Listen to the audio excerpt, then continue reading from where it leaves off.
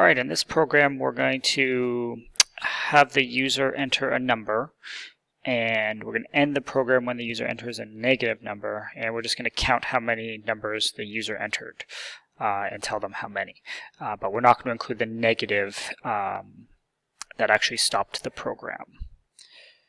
Okay, so I'm going to need some type of conditional loop here, so we're going to have to loop forever.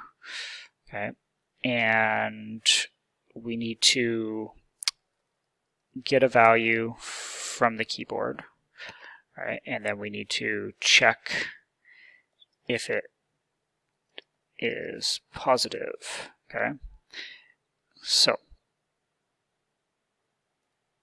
let's see here. So let's call this value. So we'll get an integer from the keyboard.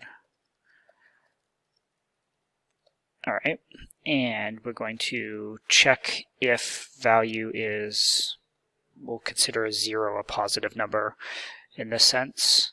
Okay, so if it is positive, I need to count that one, and if it's, so I need a variable, all right, to count.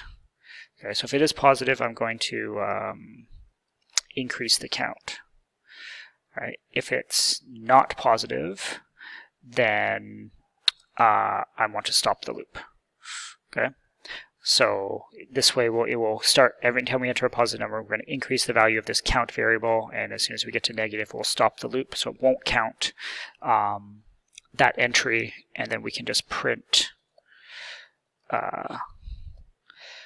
the number to the screen.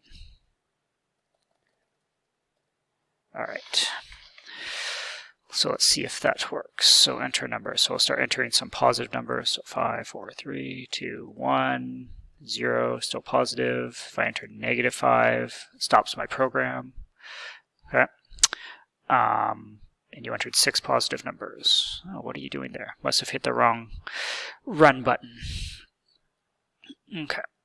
So that seems to be working correctly. Let's see if we do that again. So 3, 2, -3. Okay, you entered 2 positive numbers, and that is correct. Okay, so there we have our conditional loop that is stopping when a negative number has been entered.